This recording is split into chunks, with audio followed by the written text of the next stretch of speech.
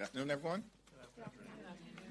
Trump administration continues to unleash chaos, cruelty, and corruption on the American people. Donald Trump and extreme MAGA Republicans have been a complete and total failure, domestically and internationally. Donald Trump promised that on day one of his presidency, he would end the war in Ukraine. He promised on day one of his presidency, he would free the hostages to bring about peace in the Middle East. And Donald Trump promised that on day one of his presidency, costs would go down in the United States of America. None of it has happened. Instead, costs in the United States of America aren't going down, they're going up. Donald Trump and extreme MAGA Republicans are crashing the economy in real time and driving us toward a possible recession. Donald Trump and House Republicans have not done a single thing to lower the high cost of living in the United States of America. Not a single thing. Instead, Republicans are trying to jam this one big, ugly bill down the throats of the American people. The GOP tax scam represents the largest cut to Medicaid in American history. It's an all-out assault on the health care of the American people. Children, families, people with disabilities, seniors, veterans will all be hurt by the GOP tax scam. Premiums, copays, and deductibles will go up for tens of millions of Americans. Hospitals will close. Nursing homes will shut down. Community-based health clinics will be unable to operate. And because more than 16 or so million people in America will lose their health care, people in this country will die. That's what Republican governance has brought to the United States of America. The GOP tax scam will also cut nutritional assistance from the American people. Children and seniors and older Americans will literally have food ripped away from them. And this all-out assault on health care, this all-out assault on nutritional assistance is being done by Republicans so they can provide their billionaire donors with massive tax breaks that they don't need and don't deserve. The one big, ugly Republican bill will hurt everyday Americans in order to reward billionaires. At the same time, Donald Trump and his actions, which do not appear to be consistent with the United States Constitution, takes unilateral offensive military action without seeking the approval of the United States Congress.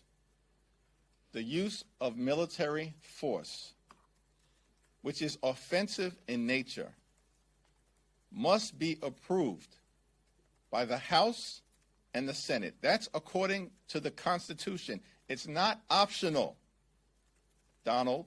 It's not.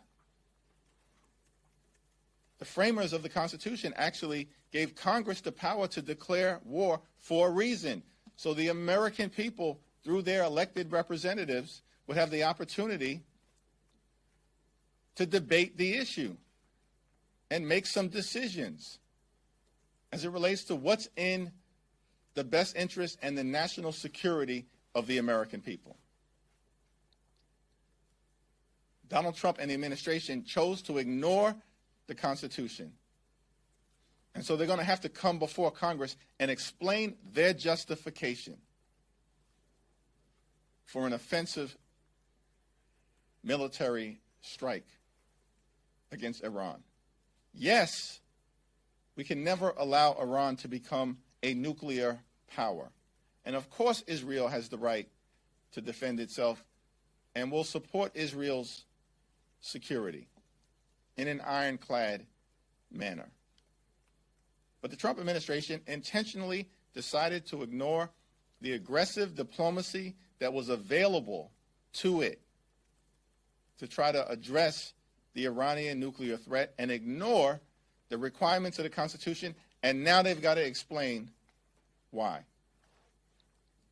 And we expect that justification, not just at the classified briefing behind closed doors tomorrow, but we expect them to explain to the American people the basis of the strike. What were the results in terms of actually thwarting Iran's capacity to become a nuclear power? And what are the Trump administration plans to avoid another potentially disastrous war in the Middle East where thousands of American lives are potentially at risk? What is your plan to avoid another foreign war? A promise you made, a promise that Donald Trump made to the American people last year. And just like every other major promise that he made on a campaign trail, he's failed to keep it. Questions? Mr. Leader, you've been very... Thank you. Mr. Leader, I know you just said it's not optional to use military force without consulting Congress, but what is your specific reaction to this afternoon's retaliatory strikes? Also, were you briefed this morning about the potential for retaliation? And lastly, have you been given any updated intelligence assessment about what damage may or may not have occurred from Saturday's strikes? On Saturday, at the highest levels, I communicated to the White House that it was my expectation that we would have a Gang of 8 classified briefing immediately to discuss the military strike on Iran, the potential for retaliation, as well as to probe the basis and justification for the offensive military action, and to understand the damage that was actually done and whether reports are accurate that Iran may have moved significant amounts of their enriched uranium in advance of the strike, which would effectively allow them to remain in a position to become a nuclear power. That Gang of 8 briefing has not taken place. So the question is, why not? What is the administration hiding from the elected representatives of the United States Congress if they're willing to stand behind their actions? Now, our thoughts, prayers, and our full support will continue to be behind the members of the United States military who are in harm's way throughout the Middle East. That's unwavering and unequivocal support for our service men and women in the military throughout the Middle East. That is different than making sure that the Trump administration in a democracy follows the law, follows the Constitution, and does what's in the best interest of the national security of the American people. Thanks. Back row. Leader Jeffries, would you support the Rokon on War Powers resolution? I haven't taken a look at it. Leader Jeffries, Speaker Johnson just said that now is not the, quote, appropriate time for that resolution. What's your response? And also, do you expect to receive another briefing from the White House? What have they told you? We haven't gotten an initial briefing from the White House. All we received from the White House was a so-called courtesy call with no explanation as to the rationale for the decision that was taken that could have serious consequences for the American people. I asked for a Gang of 8 briefing. It has yet to occur. And it's not clear to me what the administration is hiding from the Congress and from the American people. If they have a case to make, come up to Capitol Hill and make it. In terms of the War Powers Act resolutions, because House Republicans changed the rules in this Congress, those resolutions would ordinarily be required to be presented for an up or down vote within 48 hours because they were privileged in nature. For some reason, House Republicans don't want to have a full and comprehensive and swift debate on the War Powers Act issue before the American people. So they've changed the rules such that the resolutions aren't even eligible for a debate on the House floor until several weeks from now. That's outrageous. And House Republican leaders are going to have to explain that to their own base, which also does not want to see another dangerous, potentially disastrous Middle Eastern war. Mr. Leader, you've been very clear in your position that Congress should have authorized, that military action should have been authorized through Congress. If the Commander-in-Chief had sought congressional approval here, would you have given it to him? We've seen no evidence to date that an offensive strike of this nature was justified under the War Powers Act or the Constitution. But the whole reason for the Trump administration to undertake that process is to come up to Capitol Hill and convince the American people and their elected representatives in the House and in the Senate. That hasn't happened. And what I can say is not a scintilla of evidence to date has been presented that I have seen to justify the notion that there was an imminent threat to the United States of America. If the administration has evidence to the contrary, come up to present it. We're not hard to find. I'm not hiding. And we've asked for a Gang of Eight briefing.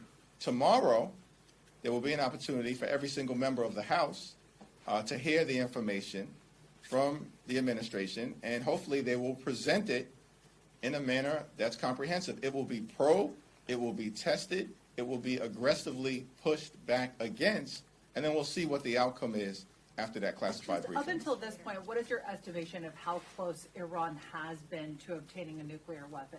That's a question that the administration is going to have to provide to us and to the American people. Mr. Leader. And from the back.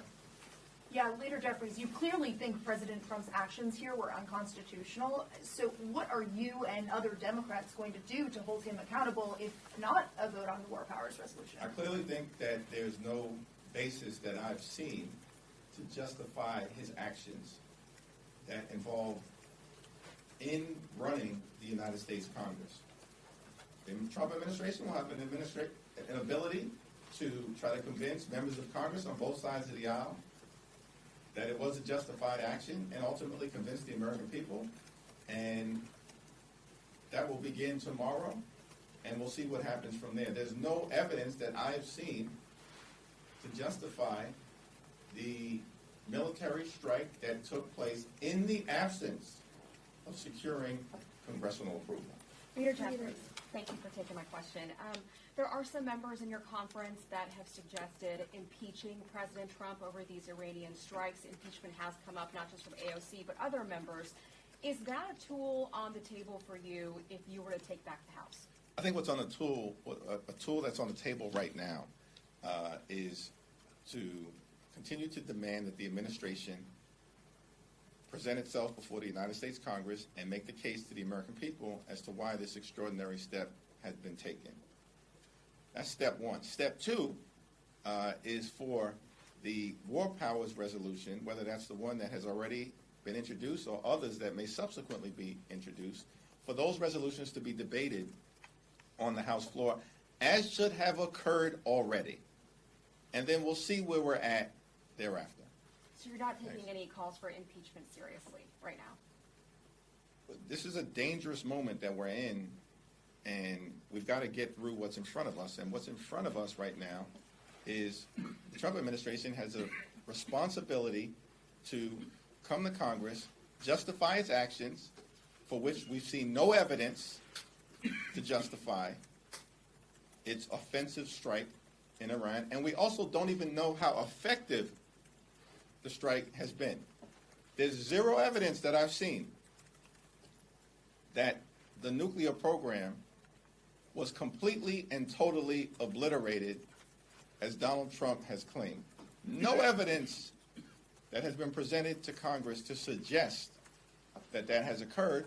Let's see what happens at the classified briefing tomorrow. Thanks. Second round. Thanks for taking my question, Leader Jeffries. What's your level of concern that this conflict could escalate and other countries, more powerful countries, could get involved? The approach that was taken by President Barack Obama, which I strongly supported, to prevent Iran from becoming a nuclear-capable power, which is a goal that all of us should share, and I do, is aggressive diplomacy.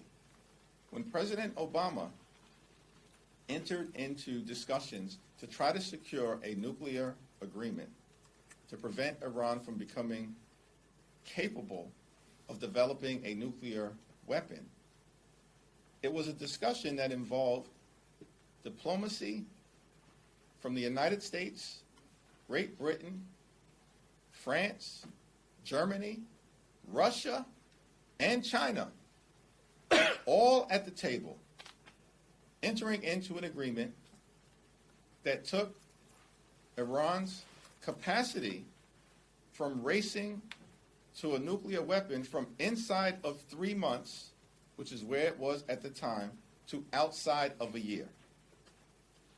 Everyone agreed that Iran was complying with the agreement that had been reached, which had its flaws, but was working as it had intended to significantly push back Iran's capacity to break out and develop a nuclear weapon.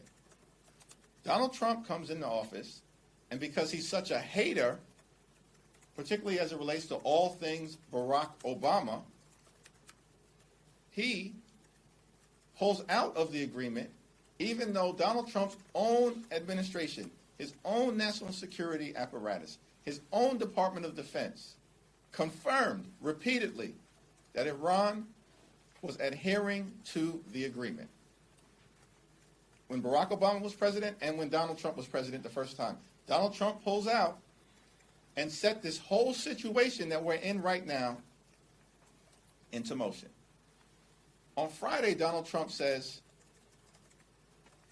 we're going to allow for the next 2 weeks to occur so that we can pursue a diplomatic resolution. He lied to the American people, turned around, and without congressional authorization, launched an attack that does risk the possibility of further United States entanglement that will cost us trillions of dollars and thousands of lives if it goes the way of the failed war in Iraq and the challenges that we had over a 20-year period of time in Afghanistan, notwithstanding the fact that our involvement in Afghanistan was clearly justified because we had to take out Al-Qaeda and the Taliban who were housing them. These Middle Eastern situations are rough situations. The American people see this clearly, which is why one can't just simply unilaterally decide to potentially entangle us in another conflict. It's the purpose of the constitutional provision. I think Article 1, Section 8, Clause 11. If I'm wrong, someone will point that out immediately.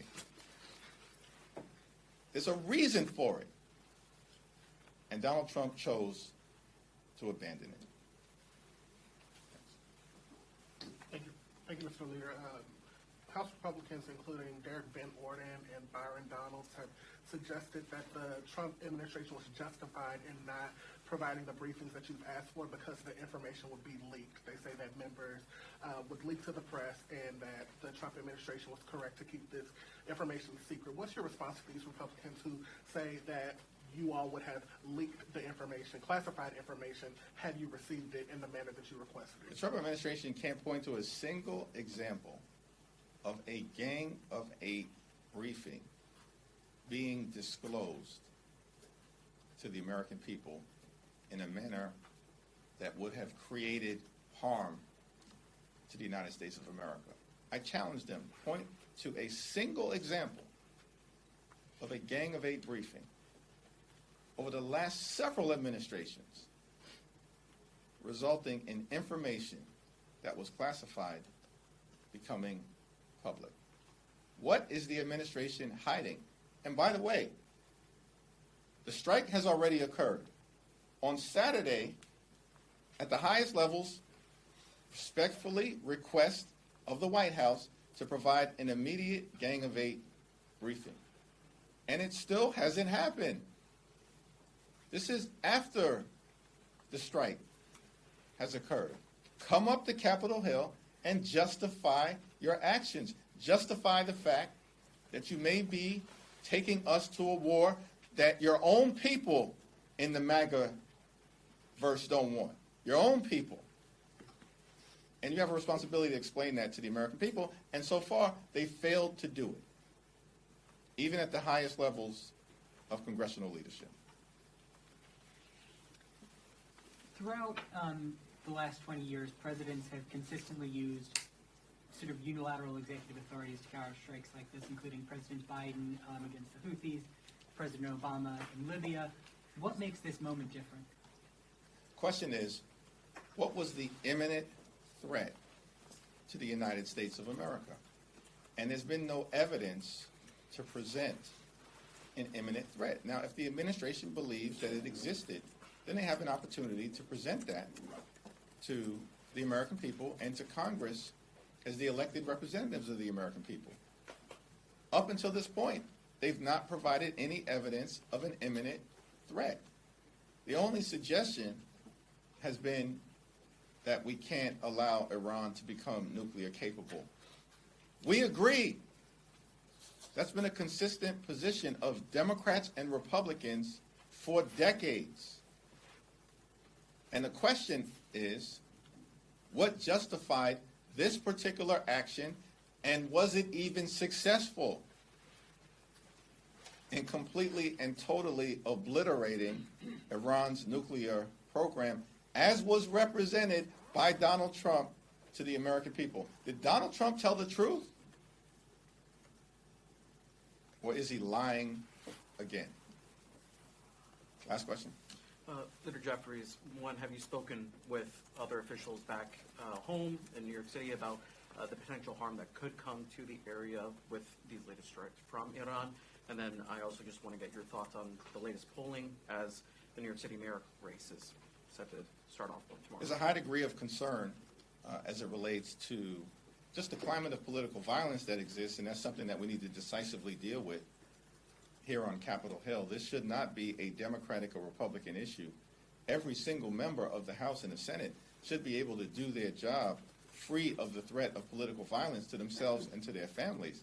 And that's going to require the House taking decisive steps in terms of increasing the resources available to keep members of Congress safe so we can actually effectively represent the American people regardless of party affiliation or political ideology.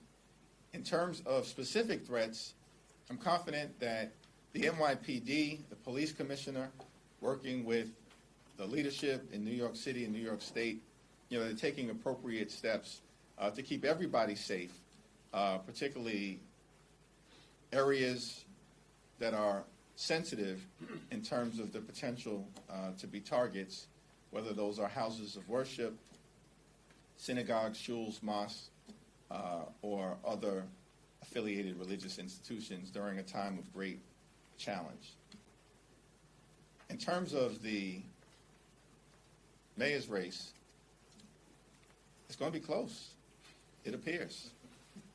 And I've said this is in the hands of the people of New York City, and we'll see what the outcome is. But I think at this moment in time, no one can credibly predict who the winner will be until all votes have been cast. Last minute endorsement? I'm going to pass on that one. Thank you all. Thank you.